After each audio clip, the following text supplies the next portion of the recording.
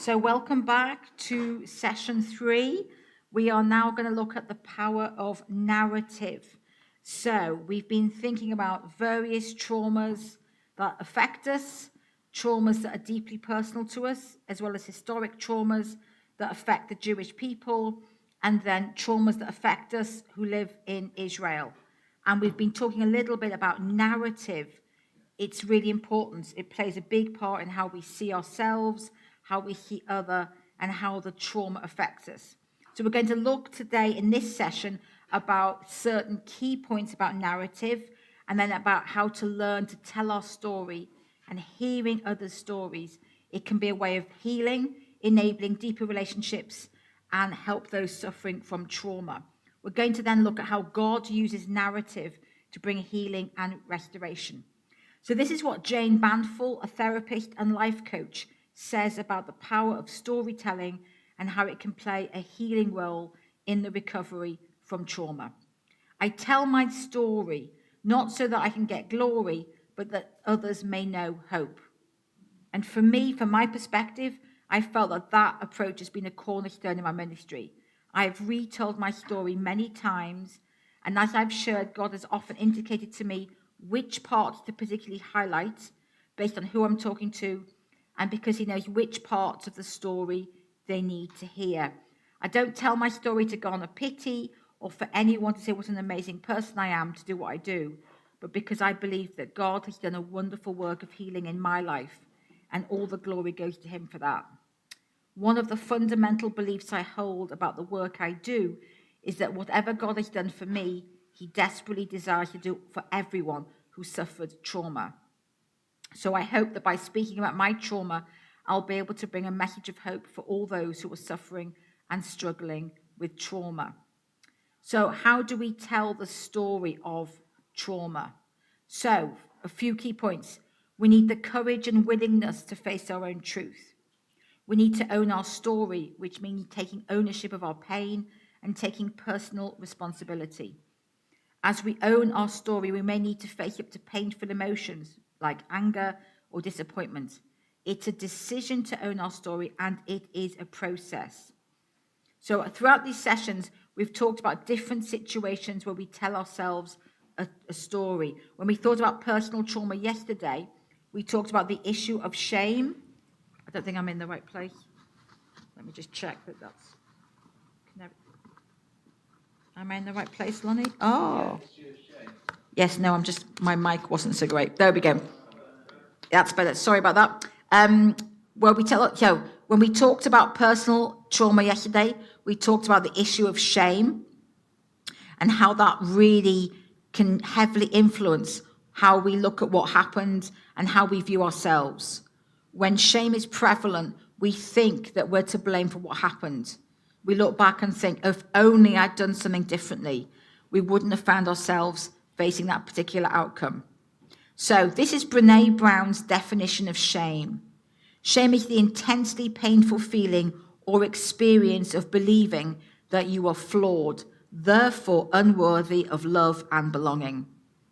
Now, this experience of feeling shame, it has been with humanity from very early on. After Adam and Eve disobeyed God and ate the fruit from the tree of good and evil, this is what Genesis 3 says happened. Then the man and his wife heard the sound of the Lord God as he was walking in the garden in the cool of the day.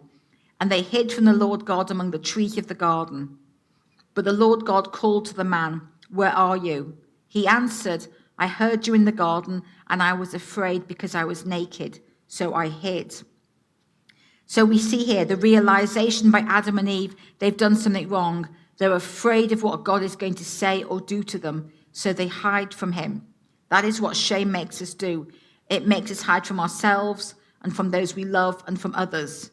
We don't want to be honest about what we've done or what's happened to us, even if we haven't done anything wrong. So I shared yesterday the shame from what happened in my first marriage, how that shame bled into how I felt about myself. And I considered that I'd been a bad wife. If I'd been a better wife or a better Christian, and I've never been able to specify in what way, then my first husband wouldn't have been ill or he would have been healed. And I wouldn't have found myself in an abusive marriage. I've shared how I now frequently wear pendants from Proverbs 31, which declare a truth about me as a wife, as a physical reminder to counter that shame that I still occasionally feel. The story I told myself in my first marriage was that I was not a good enough wife, and that narrative has had to be relentlessly unpicked by God, my friends, and Barry, whom I'm married to now. Yesterday, we looked at life scripts and how these can dictate how we view certain traumas that befall us. We may have core beliefs we believe that are true until we start looking at them with a dispassionate eye. These core beliefs can feed into a narrative that's plainly untrue, but which we're either unaware of or feel that is true. The skewing of this truth of who we really are and how God sees us can seriously impact our ability to recover from trauma. For many of us who've suffered personal trauma, particularly of a sexual or violent nature, we will have felt powerless and helpless during the situation, and these feelings often continue long after we've come out of the traumatic situation. It feeds again into a particular narrative we can see of ourselves as a victim. Now, I'm not talking about a victim mentality here, but that because the events that happened to us were so serious, we cannot ever see a way that we might have the power of agency ever again. What is important as we reconsider our narrative of trauma is that we might be powerless, but we are not helpless. So we looked earlier on today at the importance that narrative plays in modern day life in Israel. The two main narratives that dictate how we view politics, the land, religion, and the ongoing Arab-Israeli conflict. We talk about how we are influenced by history, faith, and heritage, and these all play into the narrative we tell about ourselves and others. Across the nation of Israel, the two main narratives which are seen from Jewish and Arab perspectives are at war with each other. And the fact that we struggle to find any points of intersection with each other's narrative means that the possibility of building meaningful relationships and reconciliation is very difficult. Now, one of the things I want to try and help you all to do is be able to tell a coherent narrative if you've had trauma or experienced trauma. So this is a method we're going to use, 7 steps that we could take to help us tell a coherent narrative of what happened. This is what happened to me. These were the consequences. These were the resources, practices, tools, and coping strategies that I used. These are the resources I would use now if I could do this again. These were the lessons I learned, growth I experienced, positive meanings I found. This is what I now appreciate because of the event. So now I'm going to tell my story of trauma using these 7 steps. So first of all, this is what happened to me. I was in an abusive marriage where I suffered verbal, emotional, and psychological abuse. I was raped by my husband, and he attempted to kill me at least 3 times. He later divorced me. These were the consequences. The consequences were that my self-esteem plummeted, and I struggled, and I still do sometimes, with trust issues. I have PTSD because of my abuse, and this can sometimes hinder me in my life now. I experienced real fear for the first time and still struggle with anxiety and fear. So these were the resources, practices, tools, and coping strategies that I used. My faith was a help to me, as was a small group of very close friends. I comforted myself with eating and shopping to make me feel better and to give me some control over my life. These were the resources I would use now if I could do this again. If I could do it again, I would find a good Christian counselor to help me. I would tell my friends and family earlier about the situation. I would be honest with my bosses about what was going on at home. I would push back into God more. I would read more fiction. These were the lessons I learned, growth I experienced. I learned that I have amazing resilience and an ability to keep going under the most horrific circumstances. My faith, although it struggled early on, went very deep to keep me afloat. I learned that I was very valued and loved by my friends and family, and that when I asked for help, they gave it. Positive meanings I found. My belief in a God who restores and redeems grew stronger. I felt that I was on the scrap heap, aged 29, but my life since then has been remarkable, and I've done things and had experiences that most people can only dream about. I've seen God turn around my life, give me a new husband and an amazing ministry, and an ability to help others going through similar events to what I experienced.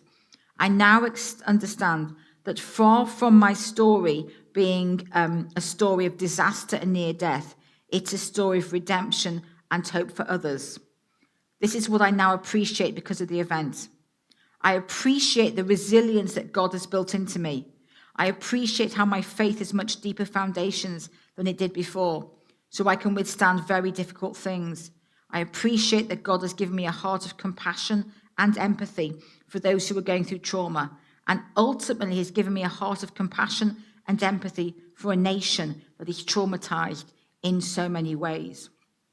So we're going to just have a few minutes of reflection. So if you've experienced any trauma, could you use this 7-step method to help you tell a coherent narrative of what happened to you? As you do this, does this method help reframe your narrative in any new, significant way? And if so, how does it?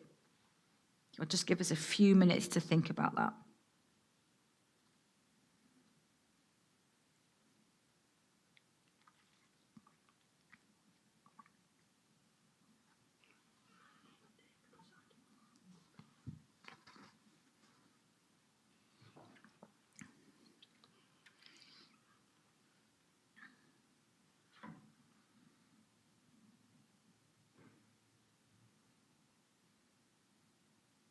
So has anyone got any reflections on that method for telling our story, or how it might change how we tell our narrative of what happened to us? Do you want to come up, Vinny? No, you think it would work in like to keep it structure and perspective and yeah. Like you, I had a first marriage. He didn't think I was anything. He made me feel pretty bad. The sexual abuse was in there. I divorced him when I decided one night I'd had enough, and I pulled an M16 on him. And I said, I'm not going to jail for you. Good for you. And so I look at it now, and if I'd had this to work with, I think my second marriage would have been a little bit better. Yeah, because it bleeds in, doesn't it? It's really easy for it to bleed into our, yeah. And I think being able to have that reflection patch is really important, but often we don't have the time or the energy or resources to do it, depending on what life's going on. Like you said, it's time I told people instead of hiding it. So not many people knew what happened. They just know I divorced him. Yeah, yeah. Well, thank you for sharing, Vinny. Thank you so much.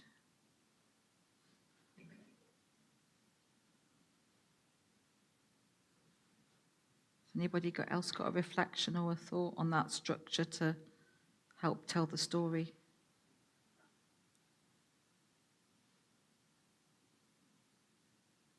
Yep. Okay, Barry, you're going to come in.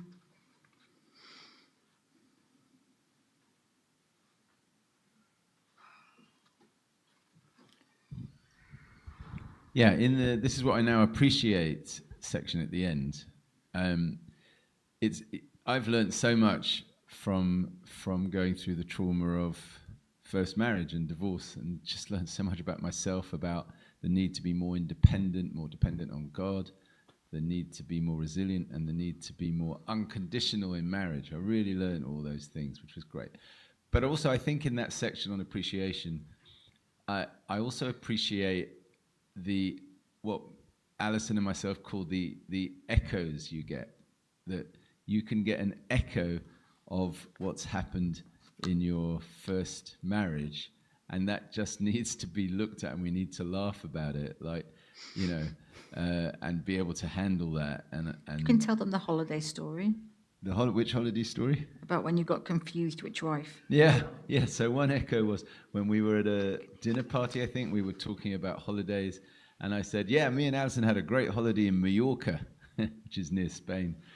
And then Alison said, no, we didn't. And I realized I was talking about my first wife, not my second wife. So we had to laugh about it. And that's just a little harmless thing. But there's also things like when Alison goes away somewhere, I start to feel separation anxiety because my first wife left me. So it's so important in that section, appreciating that this is part of you now and just dealing with it. And kind of forgiving ourselves for anything that we've done. That's the really important bit. That's also part of the appreciation, learning how to forgive because God forgives us so we can move on. Hallelujah. I think Lonnie would like to. He did give me 2 great children. There you go. That's a great blessing, hey? That's a great blessing.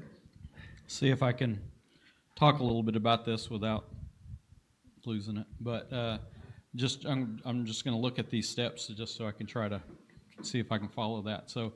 So what happened was that 10 years ago, last month, our son committed suicide. We found him as we were leaving to go to church one morning. And so for about 5 years, I totally withdrew. That was my coping mechanism. I sunk into deep depression and anxiety, and so my coping mechanism, I won't go into all of them, but mainly was just to withdraw into myself and away from other people because I didn't want to be hurt again. If I didn't show any emotion toward a person, then I didn't have to worry about being hurt. So that was kind of my coping mechanism. I left my job. I got a job where I could become someone else. I talked to Barry about that I got a job working at an escape room, and that was my escape, was being able to play different characters so I could go somewhere and be somebody else. Yeah. So I didn't have to be myself. The resources that I would use if I had it to do over again, I would have gotten back into, we never left church. We came every Sunday, but I wasn't here mentally. And I would have gotten back into worship and gotten back into reading Bible and prayer sooner if I had the ability to do that. I'm not sure if I would have the ability to do it. And the positive, the lessons that I've learned and the growth, I've learned a lot about grief over the past 10 years. Really more over the past, 2 years, I would say, is when I've really learned most about it. And it's helped us to grow, and it's helped us to grow closer to each other, closer to God, and probably closer to our daughter than we would have otherwise. Wow, thank you so much, Lonnie, for sharing that. Thank you. Thank you so much. And I think we're going to be talking about how powerful narrative is. When you hear somebody's story, it's much more effective than statistics or facts. Actually, you can be communicating the same thing, but the story, a person's individual story of suffering and grief, and then what God does to bring them through, and how God redeems a situation is really quite a remarkable thing. And so for all of us, we have this empathy that we can bring into a situation. So, listening to someone's story is very valuable. It's very precious. When Lonnie's done that here, and Vinny's given us this, it's very beautiful. So it's a real honor for us here in the room to have you two share such really personal testimony. So thank you so much. So we're going to think, I'm going to just keep going. Yes. Are you all right? You're hearing me all right, Lonnie, aren't you? Yes. So then we're going to think about why telling our stories is so important. Now, all the way through history, story's been really important. If we think of the great works of early literature, Homer's Iliad or Homer's Odyssey, or the Anglo-Saxon poem Beowulf, they were great oral works long before they were written down. But for hundreds of years, we've been fascinated by the plots and the characters and the difficulties and the resolutions.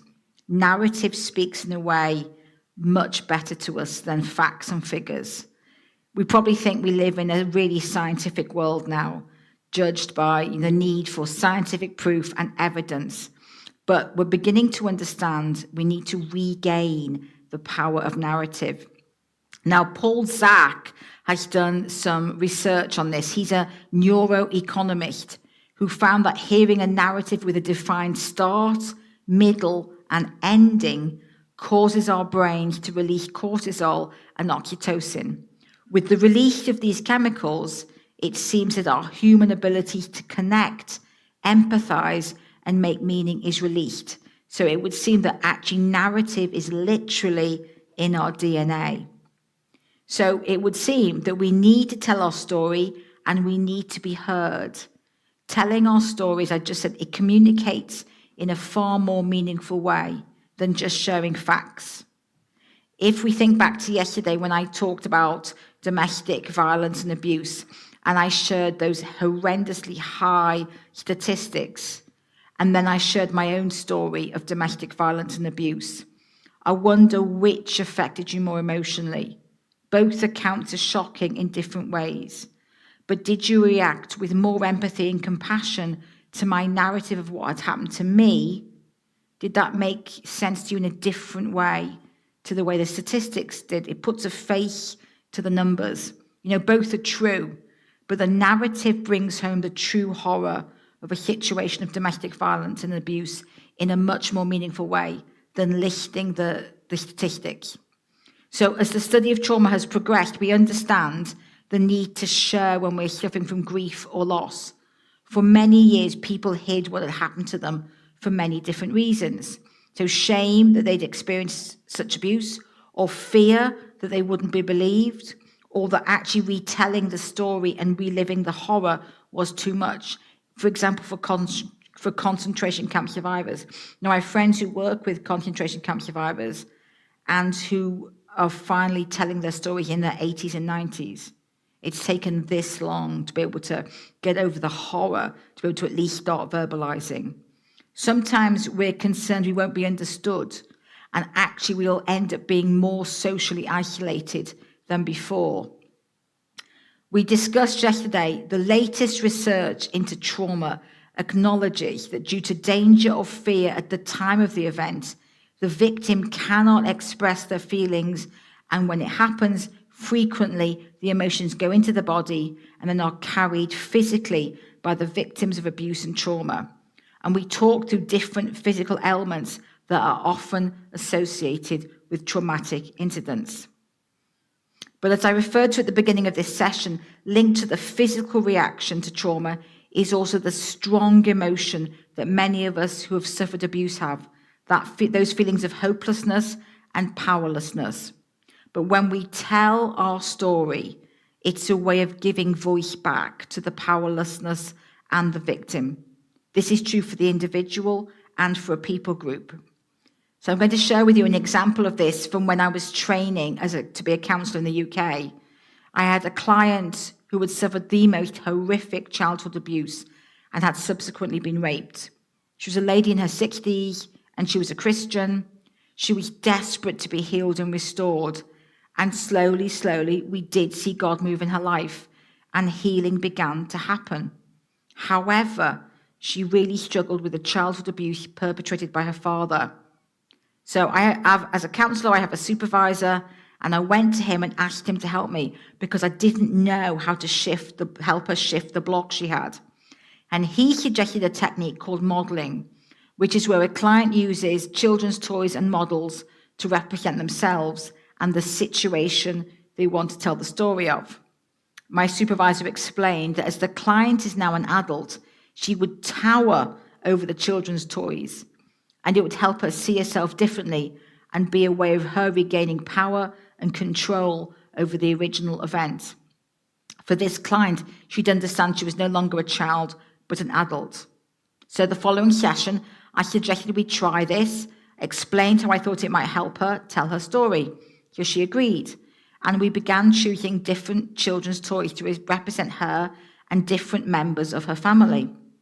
I still remember how she picked up a dinosaur head puppet to represent her father. It had huge teeth. She placed the models and toys on the tray and began to tell the story. And suddenly she had her voice. She told me what had happened to her, and then she took control and she told the dinosaur puppet, who represented her father, what she thought of him, that he no longer had any control over her and no power to damage her life. The session was electric. Even now, years after the event and many clients later, I can still remember how I saw God move powerfully in the room, and I saw my client regain agency over her life. We saw her regain her voice. What she could not say as an 8-year-old, she could say as a mature woman in her 60s. I well remember that the next session she came back a changed woman. We'd not changed the event. Nothing could do that, but we had changed the narrative. She now knew she had a voice and the capacity to not let events overpower her. She was not hopeless anymore.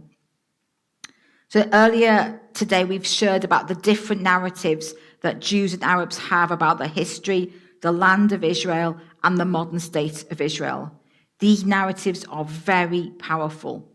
For people who feel they have no agency over government or politics, or feel that their opinions don't matter, having your story heard is very empowering. It doesn't change the events that are going on, but it is a way of giving a voice to the powerlessness. It can be the start of a place where reconciliation can begin, hearing each other's stories in an atmosphere of respect and dignity and with openness. At least then we start a dialogue. As we looked at earlier, upholding our identity is very important, and any challenge to the narrative we hold by the other can be upsetting and threatening. Narrative and the stories we tell about our family, history, and people group reinforces our identity. How do we place ourselves in the nation's story or the story of our people group? Narrative is extremely powerful, and we've concentrated on the benefits that telling our story can bring, but we also need to sound a cautionary note, because our narratives hold truths we think are absolute. For example, our views of the land of Israel, whether we're Jewish or Arab. But any challenge from the other might be too unpalatable for us to hear. And then our narrative becomes a hindrance in our ability to build any long-lasting, deeper relationship. Understanding has grown in the last few decades that it can be particularly important for someone who's suffering from grief or loss to tell their story and to be heard. Someone who's suffering from grief does not want a superficial answer or a trite comment coming from the listener. They need to feel a deep connection with the person who's listening to them and feel that they are being heard. So, and I talked a bit earlier about grief as a fingerprint. So this is the quote from David Kessler. He's a grief expert. Each person's grief is as unique as their fingerprint. What everyone has in common is that no matter how they grieve, they share a need for their grief to be witnessed. That doesn't mean needing someone to try to lessen it or reframe it for them. The need is for someone to be fully present to the magnitude of their loss without trying to point out the silver lining. There's so much true in this statement about what a person who's grieving needs as they tell their story of grief and loss. We don't need to have the answers, but we do need a listening and compassionate heart. It's so very important for the person to grieve what they've lost. Now, a key issue when someone is grieving a situation or a relationship is the sense of loss that they may have. Now, sometimes these losses can be easily quantified. A partner or a child or a parent has died, or they've lost a job. But often the losses are far more intangible, arising out of a traumatic situation, and can be harder to identify. So for the example, the loss of a future we'd assumed would be ours, or after a divorce, the loss of normality, or in the case of long-term illness, or the loss of what we thought we knew or understood about someone, if we've had a friend betray us. For those of us who are believers, we can experience loss in a spiritual sense. If we've suffered from a traumatic event, we can experience loss as our worldview changes, or we can have a loss of faith or a loss of trust in God or in our fellow human beings. Being able to share this narrative of loss, even if we cannot easily identify what we've lost or why we feel it, is such a loss, is a major stepping stone to healing. Even just saying these things aloud can help us articulate what our thoughts are and help us admit and acknowledge that this is truly part of our grief. So let's have a few minutes to think about this. Have you thought about narrative like this before? Have you experienced the power of story either in your own life or in the life of somebody else? When you consider your own life, are there griefs and losses you can articulate? Are there other griefs and losses you've not thought about as such before, but which you see now could be viewed that way? And what parts of your story are vital to you in your identity? Could these be a hindrance to someone who holds opposing views to you? If so, why or why not? I'll just give you a few minutes to think about that.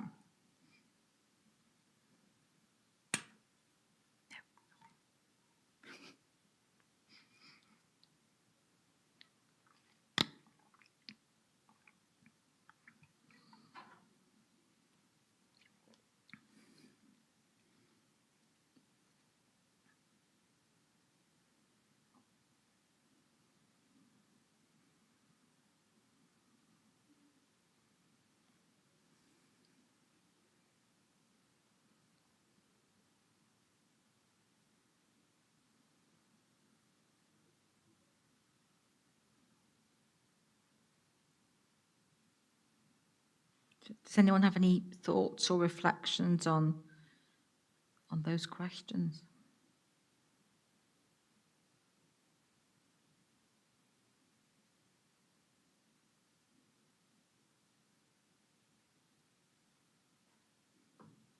You all good? Yes, Terry? Excellent. Thank you, Terry.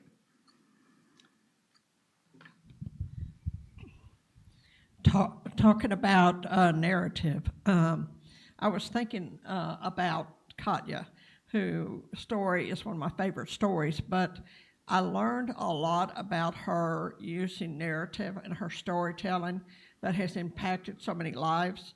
I'll be glad to post this after these sessions today, her story on YouTube. It's a powerful story from October 7th, how she used her narrative as a believer to deal with the horrific things that happened in her kibbutz, and actually took that sense of biblical authority over the and called forth the angels. And these angels came, and when the terrorists came into her kibbutz, they didn't even see her door, her safe room, her son's safe room, and they left dazed and confused. But as I actually went out to the Gaza border and overlooked Gaza, and some of the pictures that are going to be forthcoming in my presentation, once we get it posted online, you'll begin to see. But as I actually looked over Gaza, and I began to realize how God is redeeming that story, especially through narrative, just her telling her story. And it's like, okay, and just being able to hear her heart, I could just really tell that time that we actually went out to her house, what an impact it meant for Ohad and I to sit down and really hear her story. And then for us to watch how she actually went through that process and is finding healing and hope, and now is using her house, and she's calling her house a house of hope. She's going to turn it into a place of prayer out there, and to reach out to other people who have gone through October 7th. So I think that narrative, that storytelling, in that story touched me more than anything. Yeah, thank you. And I think that is true for the October the 7th stories we heard coming out. We've heard incredible, horrifying stories of barbarism, but we also heard incredible stories of miracles and savings and rescue. But you're identifying with a person, and that totally really, it helps embed it in a different way than just, the news coverage, and it's not the same. It's really not the same. So we're going to really think about how do we hear a story of trauma? How do we help someone tell their story? So we've given that framework. That's a really helpful way to frame it. Much as my work as a counselor is basically someone who hears story, sometimes my clients come to me, they can't tell their story at all, or they can only tell a part of it, or they only see it as disjointed episodes rather than this cohesive narrative. And I understand that the healing and restoration is greatly enhanced if I can help them tell their story in a more unified way, and if necessary, reframe their narrative. So for example, to be able to say to them when they were brave and bold, they might not see that in the situation, but I'll be like, you were very brave, you were very bold. Help them lay aside the lies that tell them that they deserved what happened to them, or the shame that they carry, or the belief that they will never live a fulfilling life. Many, many, many of my clients have come and they tell me, oh, well, it deserved to happen to me. So how do we do this? How do we help someone tell their story and be part of their healing? So firstly, we have to ensure there's an atmosphere of safety. The person needs to feel that we are safe people so they can trust us with the most painful episodes of their life. As we've talked about a lot in this training, shame is a major emotion felt by those who've been abused or traumatized. So it's really important we're able to help the person overcome any feelings of shame they may be carrying. Now, we do this in several ways. Firstly, to assure them of our unconditional love. It doesn't matter what they tell us. We still see them as made in the image of God, and nothing could change our opinion of them. Actually, for me, when I hear my client's story, I think they're even more amazing than I did when they walked in. I always tell them this, they don't believe me, but I do believe that. They tell you the horror they've lived through, and you're like, how are you walking? How did you get showered this morning? How did you make it to the therapy room? Amazing, amazing.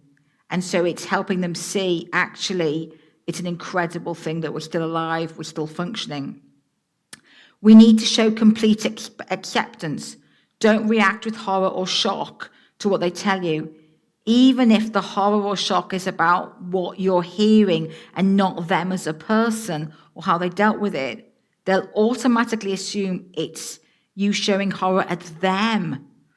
They don't, and that's how pervasive shame can be. And I certainly have had those moments that people are going to respond to me with shame. They're going to be horrified at what I tell them. We've got to demonstrate empathy and active listening. So keeping eye contact and open posture, encouraging them to continue telling their story. As believers, we need to demonstrate grace. Jesus died for all of us, and his grace is sufficient for everything we go through. We need to not be judgmental. Even if we had a very similar experience to the person we're listening to, there are differences due to background or culture or gender. Don't assume you'd have made a better decision than they would have done or done a better job. Only God knows the truth, and his grace extends to the person you're listening to, whatever their coping strategies. At no point diminish the loss the person feels, even if you don't think it's a loss that should be affecting them as deeply as it is. And don't give a superficial answer to what the person's saying. That's no help at all. In the recent research of trauma, there's been an acknowledgement that meaningful relationship and community is a significant part of the healing. Biblically, we see this. Job's much maligned friends. We talked a lot about Job and his friends, but they get it right at the beginning. They sat with him for 7 days in silence, in his grief, before they opened their mouths to find a reason for what was happening, that is when it all went wrong. Because, of course, they blamed him for it, and that was absolutely not the reason for what was going on. Yesterday, as we discussed how people can have physical reactions to trauma in their body, when you listen to someone tell you their story, be aware of physical reactions they may have as they're telling it. Or if you feel it's appropriate, ask them how they felt during the retelling. Did they have pain anywhere, stomach, tightness in their chest, neck or back? Did their head hurt? Now, when I have clients, of course, I get to know them really well, and you get to notice what they do when they're stressed. And so I have clients that tap their feet, that tap the legs, that I watch them. And so I know if this starts happening in the session, they're actually feeling quite uncomfortable. And it's a sign that something's happening for them, something's moving. As someone shares about how they coped, be alert for any defense mechanisms they might have used or still use. So low self-esteem, low self-worth. Are they using drink? Did they use drink or drugs or overeating? And is that still hovering? And not in a judgmental way, but do they know actually when I'm increasingly under stress, this is what I do? And if they know that, that's great, and he will support. You might want to ask them why they feel they want to tell their story now. If the trauma's from the past and they've not told it before, what has brought them to the place of needing help now? And that can be incredibly instructive. So it might be something's happened in the family. It might be a small thing like, well, losing a job is quite a big thing, but something that shouldn't set off the trauma, but actually the deeper things have not been resolved yet. Now we're going to look at a biblical perspective of narrative. I really believe that God uses narrative to bring healing and restoration. So one way of looking at narrative, we've been thinking a lot about this meta-narrative of the Bible, the story of how God has saved humanity. So we see the story of the creation of the world at the beginning of the Tanakh, then the disobedience of Adam and Eve, which leads to the sin entering the world, and separation between us and the Holy God. And for me, from Genesis 3 onwards, the rest of the Bible is the story of God's rescue plan for us all. So seen firstly through how he chooses one man, Abraham, to follow him, and then through the story of the Jewish people and how he calls them out to be his light to the world, to all the nations, his repeated rescue of them, and then how the coming of his son, Jesus, in the flesh, his death and resurrection brings the hope of redemption to all humanity from our slavery to sin. The story finishes with the return of Jesus, the redemption of both the Jewish people and all the nations, and the restoration of the creation and the establishment of the new heavens and the new earth. It's quite a story. Now, throughout the Bible, we also see many books written as narrative. And I shared earlier, I've always loved history, definitely because I had a father who was a historian and a godmother who was a historian, and they both told history as if it was living. But actually reading history as a story is much easier than a set of facts and figures. God knows this, of course. Many of the books of the Bible are written as narrative. He knows it's a much easier way for us to remember and learn from them. If we think about the festival of Passover, what did God command us to do? This is a day you are to commemorate. For the generations to come, you shall celebrate it as a festival to the Lord, a lasting ordinance. So what do we do each year? We retell the story of how God rescued us from the slavery of the Egyptians and brought us out with many miracles, and how after 40 years of wandering, we entered the promised land. And we do it with food. We love our food, so we tell the story. It's much easier to remember the story than if we had a long list of facts to recite. And God so many times reminds the Israelites of the story of Passover as he reminds them of his faithfulness. It's a real refrain all the way through the scriptures. So narrative is important and is embedded at the very heart of the story of the Jewish people. But it's not just at the heart of the Jewish people. I think narrative is at the very heart of what it means to follow Jesus. The four main accounts of Jesus' life, the Gospels of Matthew, Mark, Luke, and John, are biographies of Jesus. They are the stories of his life, death, and resurrection, told by four men with different racial backgrounds. So Matthew, Mark, and John are Jewish, whilst Luke is a Gentile. They have different educational backgrounds.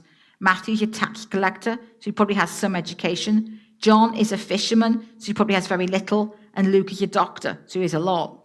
Different emphases. Luke writes as a historian to a Roman to prove the truth and authenticity of Jesus' life, death, and resurrection. John and Matthew write as close friends of Jesus and to show how he fulfills the Jewish prophecies. And Mark writes with the urgency that someone needs to come to faith fast. So narrative is a key way that God uses in his scripture to communicate with us, to help us remember and understand what he wants us to know and comprehend. When we think about Jesus' teaching, we acknowledge him as a great storyteller. He frequently used parables, which were a common rabbinic teaching tool of the time, but he elevates them to a new level of sophistication and effectiveness. Who hasn't been impacted by the parables of the Good Samaritan or the prodigal son? Jesus is teaching very difficult concepts to us, concepts that we might have drawn back from or be repulsed by. But because we hear them in a very accessible way, we understand at a deep level what Jesus wants us to aspire to. We're also able to remember both the story and the meaning easily. So with that background, should it come to any surprise to any of us, as we shared at the beginning of this session, the recent research into how the brain operates, that when we hear someone's story, it seems to indicate we're wired to respond to narrative with empathy and connection, and it helps us make meaning. Scientifically, it looks like this response to narrative is embedded into our DNA. As we believe that God has created us and that each of us is fearfully and wonderfully made, I then think it makes perfect sense that God would have created us with this emotional response to narrative. After all, he's woven the power of narrative into the scriptures, which is his primary way of communicating with us. He's wired us to respond to narrative. So as believers, as we share our story and listen to those who are sharing their stories with us, it's my hope that we can see in our own lives and help others see that, as the Bible clearly shows, God has an overarching plan for humanity. We read in the Bible of many people struggling and experiencing great trauma.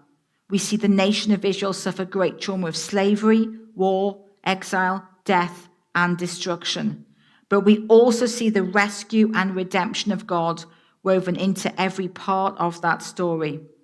As believers in Jesus, it's my hope that we will see that whatever our pain, suffering, or trauma, God was there with us every step of the way. And because of this, he's brought hope into our story. As we listen to other stories, I hope we may bring that hope into the narrative too. The hope that God is passionate about redeeming each and everyone's story. As he's done for us, he desires to do for everyone. So let's have a few minutes of reflection. Have you thought of the Bible this way before? Of how God uses narrative so powerfully to help us remember what he's done for us? How might this change how you see storytelling? And as a follower of Jesus, do you believe that the story of God's redemption of humanity can be translated into an individual story of suffering and pain to help them recover and heal? How might you help someone to see this? I'll just give you a few minutes to think about those questions.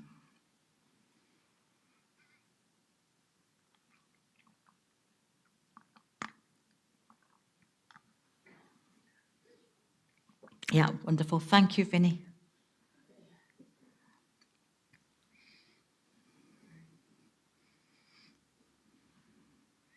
Thank you.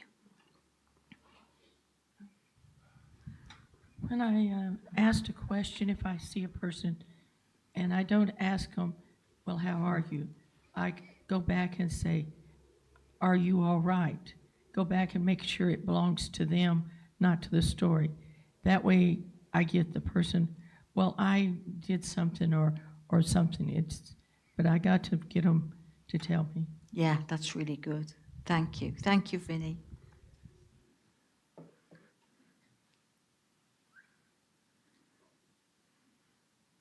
Anyone else have anything they'd like to share or reflect on or? Sorry.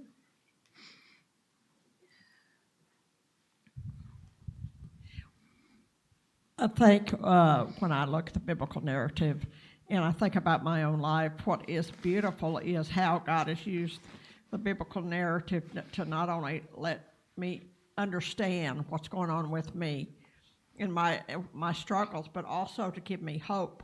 You know, when I look at the beautiful story of some of the Bible characters and how they overcame, you know, how David overcame after Bathsheba, and how he became a man after God's own heart.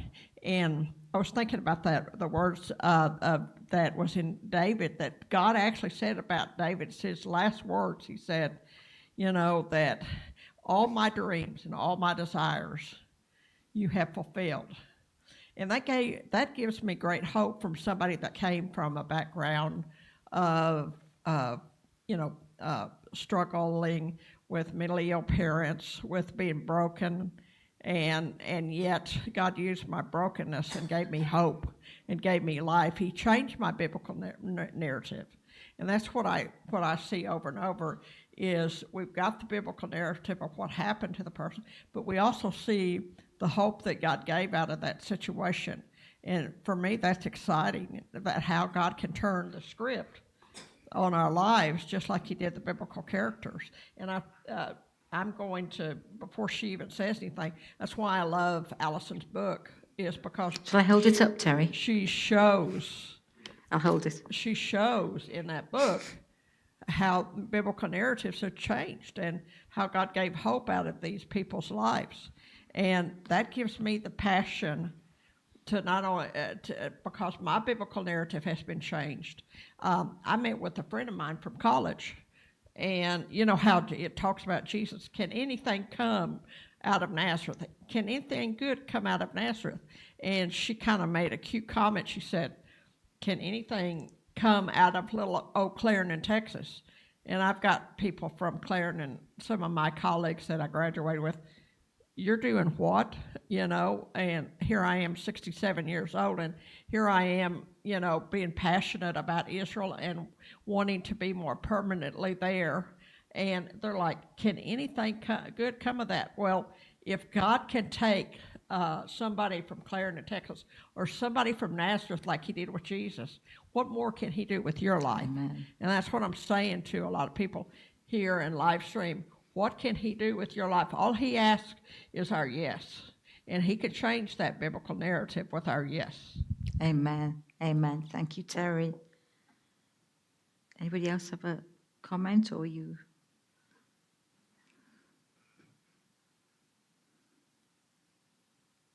So that is the end of session 3. So I think we're going to take a 10-minute break and then we will come to session 4, which is the final session of the day and of the trauma training, but full of practical tips and the toolbox kit for, it's a really, really practical session. So thank you so much for watching, and we'll be logging back in about 10 minutes.